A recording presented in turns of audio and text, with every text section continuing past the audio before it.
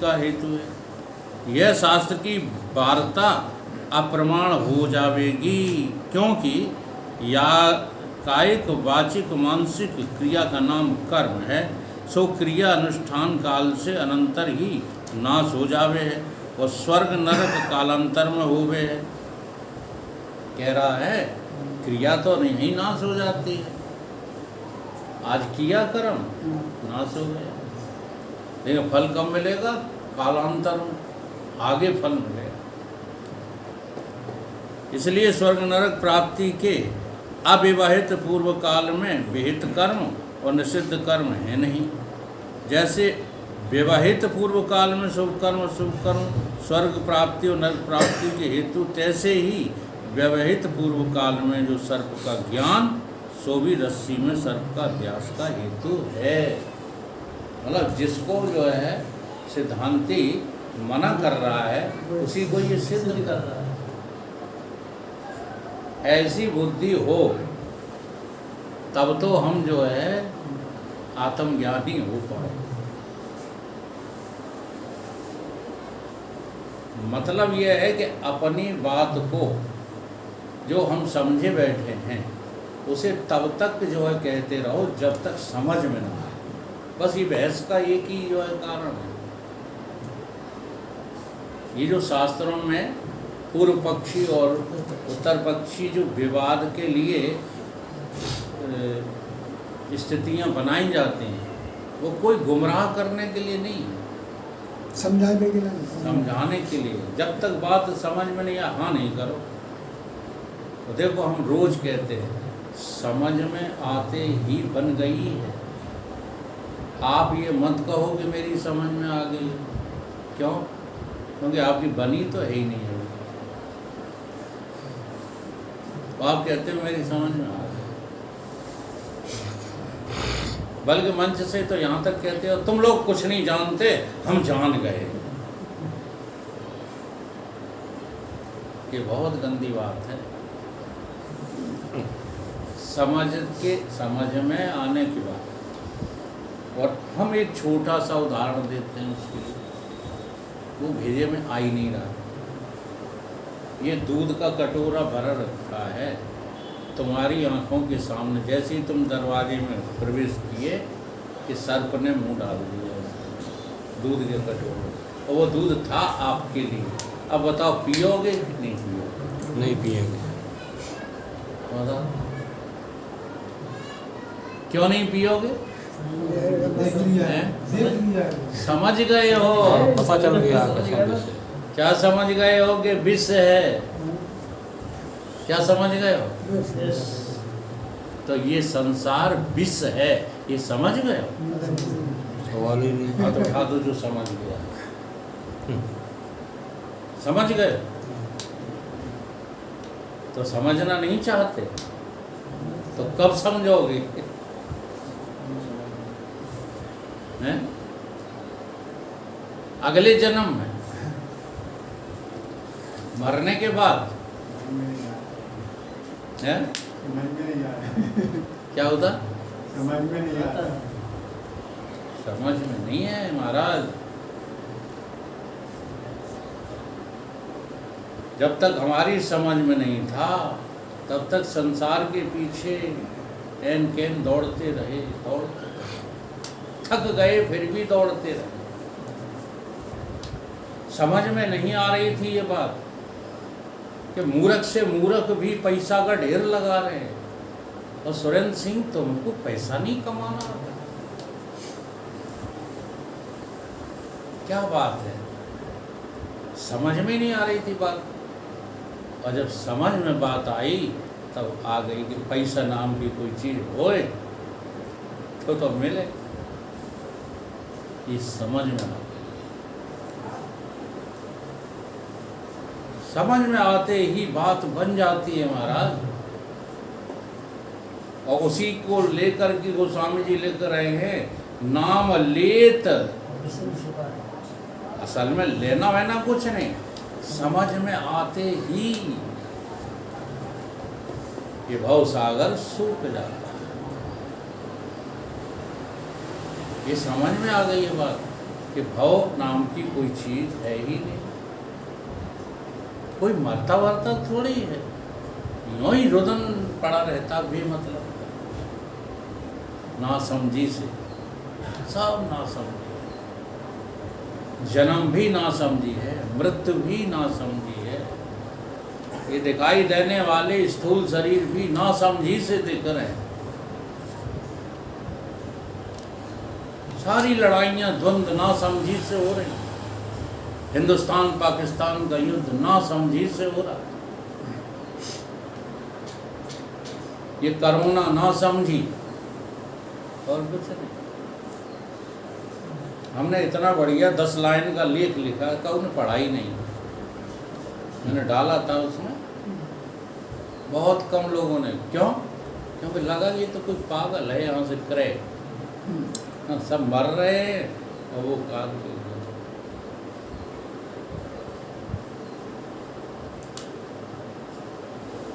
कबीर बाबा समझदार थे,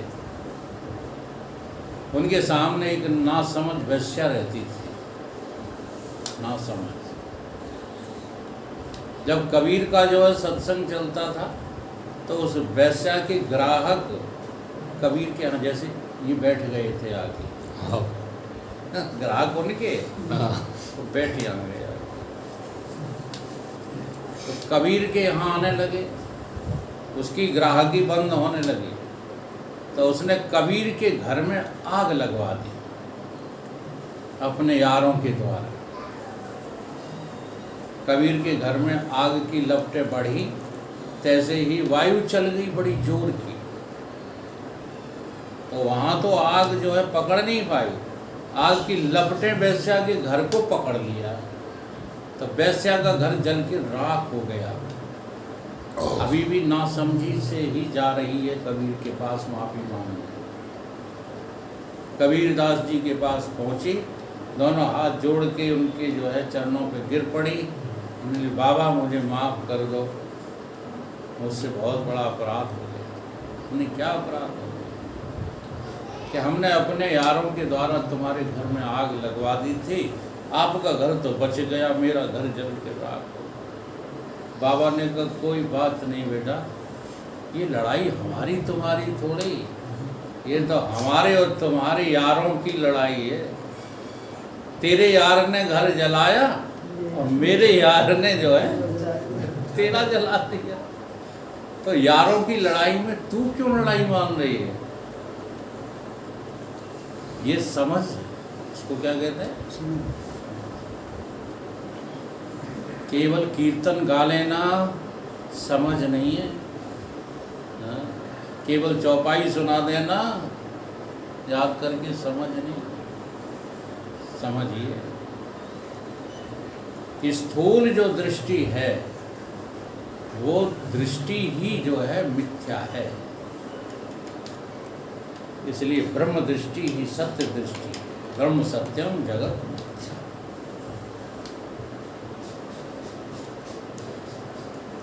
अब सिद्धांती क्या कहता है कि ये तुमने जो वार्ता की है वो कतई सिद्ध नहीं हो रही। काहे से? जैसे नष्ट ज्ञान और नष्ट कर्म ते अध्यास और स्वर्ग नरक की प्राप्ति अंगीकार करी, तैसे ही मृत कुलाल और नष्ट दंड की से भी घट होना चाहिए। अब सिद्धांती ने तर्क दिया कि तुम नाशवान चीज़ों से जो है ये सिद्ध कर रहे हो, तो फिर नष्ट जो है, डंडा नष्ट हो चुका है, कुलाल नष्ट हो चुका है। कुलाल कुमार, कुलाल झूमत चाक चाक, हाँ। तो उससे घड़ा बन जाए, बन जाएगा?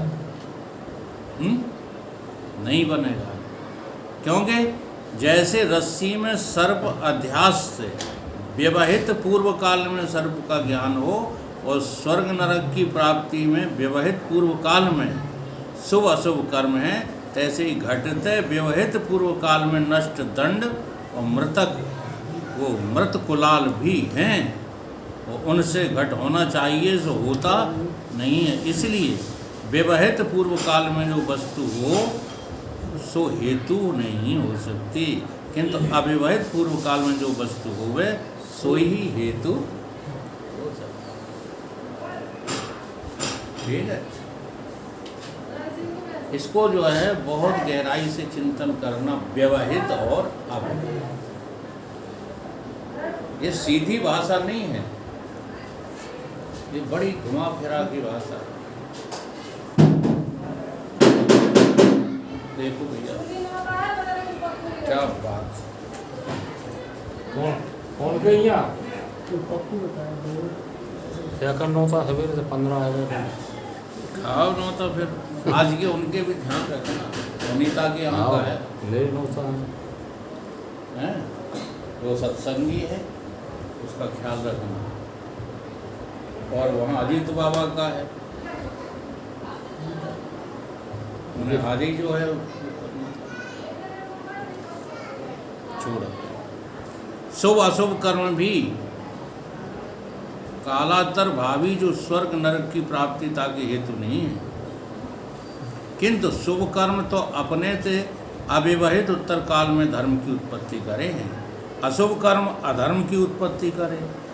सो धर्म अधर्म अंतःकरण में रहते हैं, तिनमें कालांतर में स्वर्ग और नरक की प्राप्ति होगी, तासे अनंतर धर्म अधर्म का नाश होवे। इस अभिप्राय से ही शास्त्र में शुभ कर्म और अशुभ कर्म अपूर्व द्वारा फल के हेतु कहे, साक्षात नहीं कहे। अपूर्व नाम किसका है? धर्म अधर्म का। और अदृष्ट भी तिनको कहे हैं, जो पुण्य पाप भी तिनको ही कहे हैं। और कहूँ धर्म अधर्म की जनक जो शुभ अशुभ क्रिया है, उसको भी धर्म अधर्म कहते हैं। जैसे कोई शुभ क्रिया करता हो ताको लोग ऐसा कहें कि ये धर्म कर रहा है, और अशुभ क्रिया करने वाले को कहेंगे यह धर्म कर रहा है। सो शुभ अशुभ क्रिया का नाम धर्म अधर्म नहीं होता। शुभ अशुभ क्रिया करिए तो मैं पहले ही समझा चुका।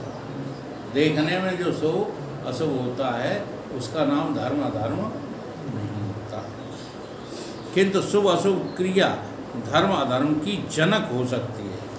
या तक की क्रिया को धर्म अधर्म कहे हैं। जैसे आयु का वर्धक जो घृत है, ताको शास्त्र में आयु कहते हैं। आयु वर्धक क्या होता है? घी। इसलिए घी को मनुष्य की आयु बता दिया गया। घी क्या है? मनुष्य की आयु। इस रीत से अविवाहित पूर्व काल में जो हेतु हुए है, रज्जु में सर्प अध्यास है।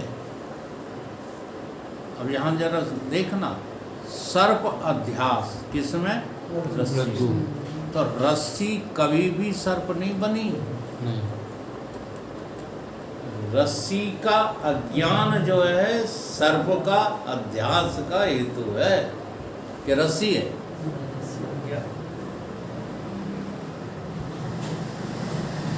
इसलिए सर्प का ज्ञान रज्जु में सर्प अध्यास का हेतु नहीं, किंतु सर्प ज्ञान जन्य संस्कार ही रज्जु में सर्प का अध्यास है। तैसे सीपी में चांदी का अध्यास हेतु रूप ज्ञान जन्य संस्कार है।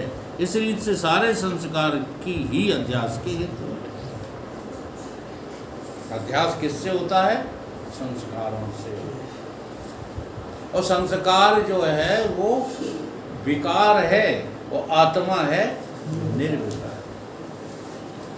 ये बहुत गहरा ग्रंथ है। अपन क्या बोलते रहते हैं? संस्कारी बनाओ, संस्कारी बनाओ, संस्कारी। और यहाँ सब जो है क्या कर दिया? चौपट। अगर संस्कारी बनाओगे तो तुम अज्ञानी ही बनाओगे, कोई ज्ञानी थोड़ी बना पा रहे।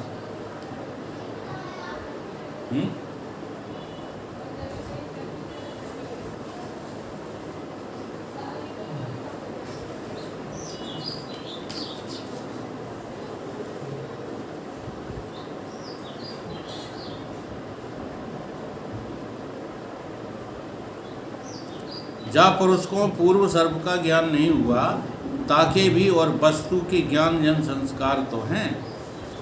कभी सर्प नहीं देखा जिसने, उसको भी रस्सी में सर्प दिखता है। जिसने कभी सर्प नहीं देखा, सुना तो इनका तर्क है।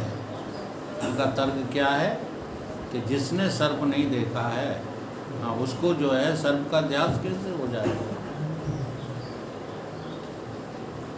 तो सर्प का सजाती तो देखा। बच्चे जो पैदा होते हैं उन्होंने सर्प नहीं देखा, ठीक है, लेकिन टीवी में फोटो तो देखे हैं। फोटो नहीं देखे, कोई टेढ़ी मेढ़ी चीज़ तो देखी है सजाती, परंतु रस्सी में सर्प का अध्यास नहीं हुआ। जा वस्तु का अध्यास हो वह ताकि सजाती वस्तु के ज्ञान के संस्कार अध्यास का हेतु है। सजाती वस्तु का ज्ञान का संस्कार, तो हमें ज्ञान किसका हो रहा है? सजाती वस्तु का हो रहा है, न कि परमार्थिक वस्तु का। विजाति के ज्ञान से संस्कार का हेतु कभी नहीं होता, है ना। जैसे ब्राह्मण कभी क्षत्रिय नहीं हो सकता, क्षत्रिय कभी ब्राह्मण नहीं हो सकता। सर्प के सजाती सर्प हुए हैं और नहीं है। सर्प का जागों पूर्व ज्ञान नहीं है, अन्य वस्तु का ज्ञान है, ताकों सजाती वस्तु के ज्ञान जन संस्कार नहीं है। इसलिए रज्जु में सर्प का अध्यास होवे नहीं। सूक्ष्म अवस्था का नाम संस्कार है। संस्कार बाहर नहीं होते, संस्कार तुम्हारे हृदय में ही होते हैं, इसलिए सूक्ष्म वस्तु का नाम ही संस्कार है। इस रीत से अध्यास से पूर्व जो सजाती वस्तु का ज्ञान ताकि संस्कार अध्यास के हेतु हैं। वैसे ये बातें जो है समझाई जा रही हैं, इसमें चिंता मत करना। क्यों? क्योंकि ये जो है सब बातें उन्हें सिखाई जाती हैं, जिनको आगे चल कर के जो है वाद विवाद करना है, ठीक है। अपन को वाद विवाद नहीं करना, इसलिए चिंता की वाली बात नहीं कि ये बात हमारी समझ में नहीं आएगी। तुम तो मोटी बात जो है पकड़ लो, जो तुम्हें पकड़ाई जा रही है कि ये संसार 3 कालों में, इसका चिंतन बढ़ाओ। जैसे जैसे आपका ये चिंतन बढ़ेगा, तैसे तैसे स्पष्ट होता चला जाएगा कि वास्तव में ये संसार बहुत बड़ा धोखा है।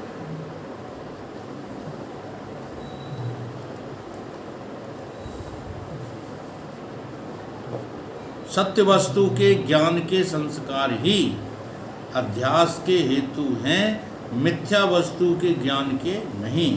ये नियम नहीं, यह वार्ता छुआरे के दृष्टांत से प्रतिपादन करी है। देखो, सत्य वस्तु तो जो है ज्ञान हुआ नहीं है, लेकिन संसार में जो उदाहरण दिए जाते हैं वो सत्य वस्तु के ज्ञान के लिए तो दिए जाते हैं। जैसे कहा जाता है कि घड़े में पूर्ण क्या है? मिट्टी। तो अब वो जो है कैसा है? सजाती ज्ञान है कि नहीं? सजाती ज्ञान के संस्कार, इसको कहते हैं सजाती ज्ञान के, उस वस्तु की सजाती है। अब काय से सजाती है? लक्ष्य से, वाच्य से नहीं है, कोई मिट्टी थोड़ी। इसलिए जो तमाम जो है मंत्र आए हैं, अन्नम ब्रह्म।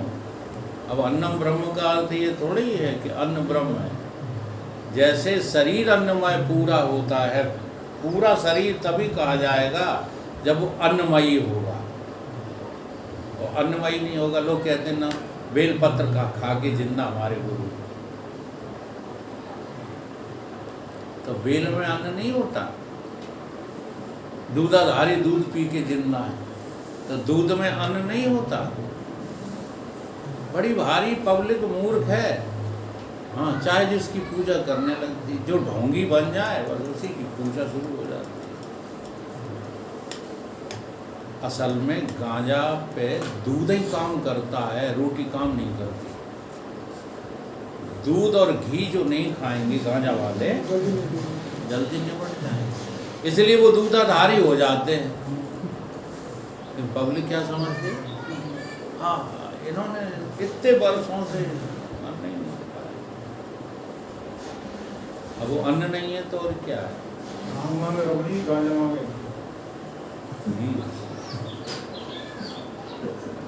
क्या गांजा मांगे? घी घी। और शराब मांगे जूता चाहे कपड़ी। ये उसमें भर रहा है, हंसाएंगे लोग, ये कहेंगे कि कैसा सत्संग होता है। इसका ख्याल किया करो। अब ये उसमें जाने लगा है, यूट्यूब पे जाता है यूट्यूब पर और कभी डिलीट नहीं होगा, है। कभी भी डिलीट नहीं होगा, हमेशा बना रहेगा। इसलिए कोई अवसर तुम मत बोला करो भूल कर, चाहे भले मजाक का भी हो। इसलिए तो मैं बहुत संभाल करके पढ़ा रहा हूँ। अगर जब तक छुट्टा रहा तब तक मैं बोलता रहा उल्टा सीधा।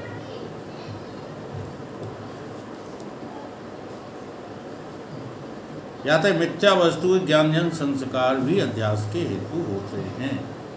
केवल सत्य वस्तु के ज्ञान के ही संस्कार जो है अध्यास के हेतु नहीं है, मिथ्या वस्तु के ज्ञानजन संस्कार भी अध्यास के हेतु हो जाते हैं। सो बंध के अध्यास विषय भी बने हैं। काहे ते अहंकार से आद लेके अनात्म वस्तु है, उसका सब ज्ञान क्या है? बंध। इसलिए कहा जाता है कि तुम कितने भी बड़े ज्ञानी बने रहो, अभी बंधे हो। काहे से बंधे हो? प्रपंच के खूंटे से बंधे।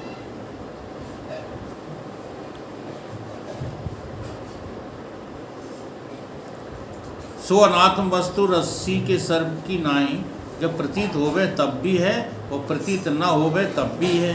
ये हमारा वेद सम्मत सिद्धांत है। इस कारण से ही सुषुप्ति विषय सर्व प्रपंच का अभाव प्रतिपादन किया है। सुषुप्ति में कोई पदार्थ प्रतीत होवे नहीं, या तो सर्व प्रपंच का सुषुप्ति में लय होवे है। इसका नाम शास्त्र में दृष्टि सृष्टिवाद कहा है। दृष्टि क्या है? दृष्टि सृष्टिवाद। दृष्टि क्या है?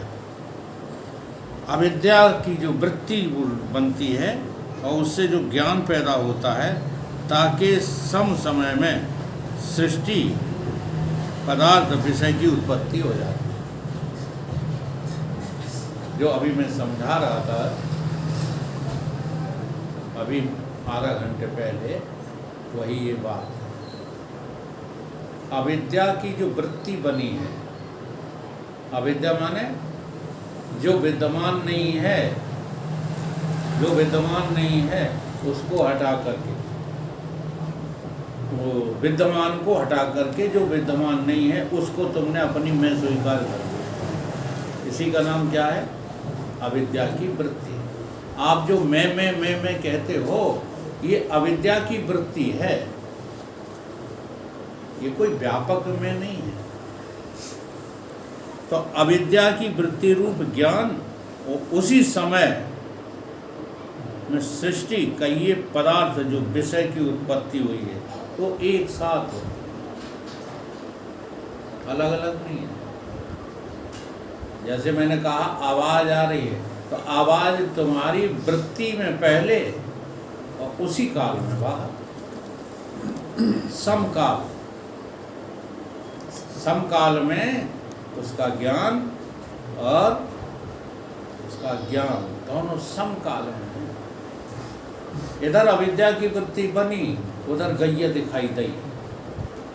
अविद्या की वृत्ति से गाय दिख रही है, नहीं गाय थोड़ी है, वो है ब्रह्म। तो बड़ा चमत्कार है।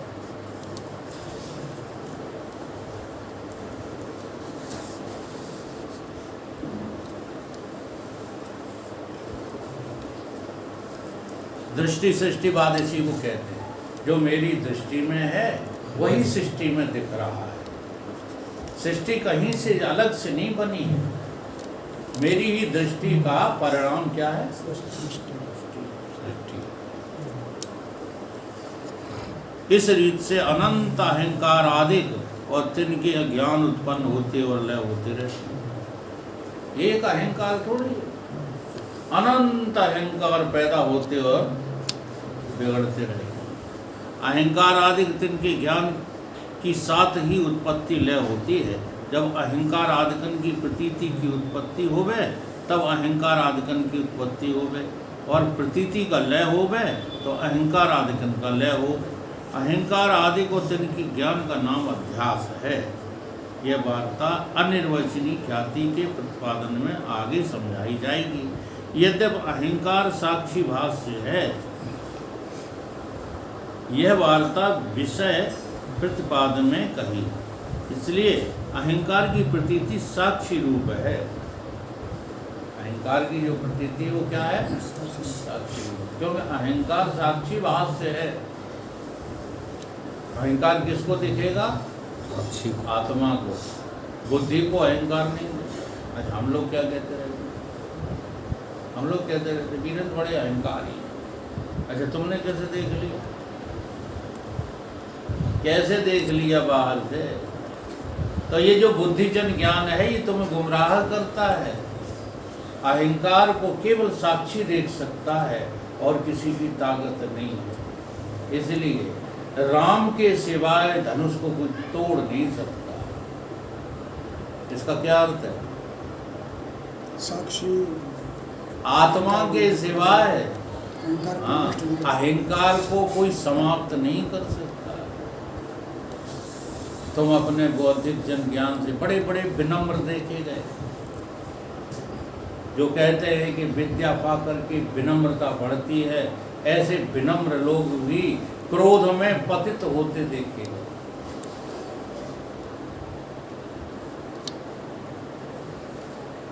तीर्थ करके आए,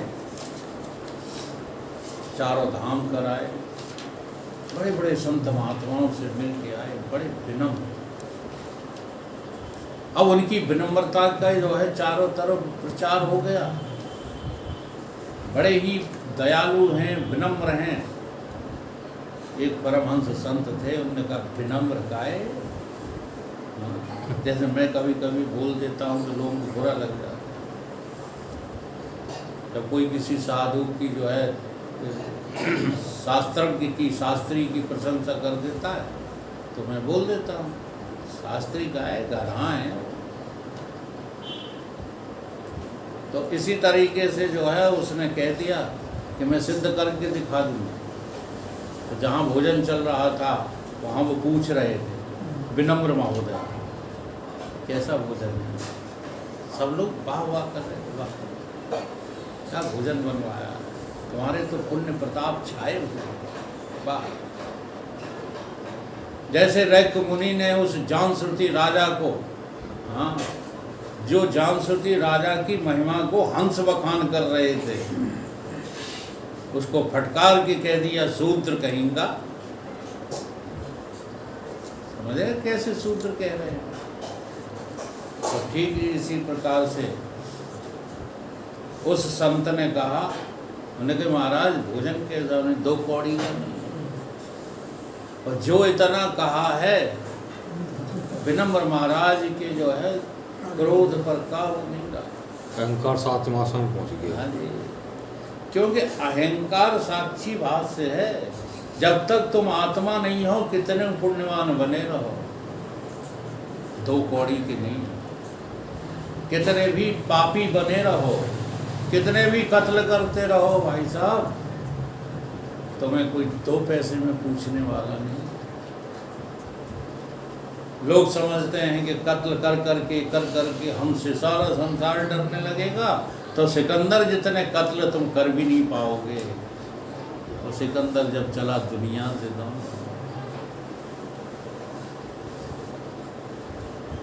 एक जो है यही ना समझी स्थूल सृष्टि सत्य है, यही ना समझी आज कलयुग में जो है कत्लेआम करा रही है, भाई को भाई का दुश्मन बना रही। 3 ही कारण हैं लड़ाई के, क्या क्या? जर, जोरू और जमीन। भाई को भाई का दुश्मन बना देती है जर, जोरू और जमीन। कायम हो गया। हो जाने लगता है। कितनी बुद्धि खराब।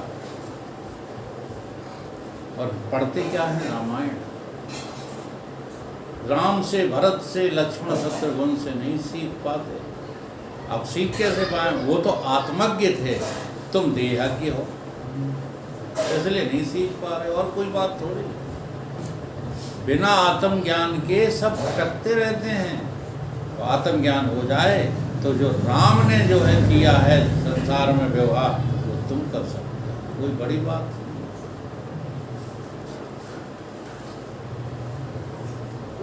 ठीक है, बोलिए गुरुदेव भगवान की जय।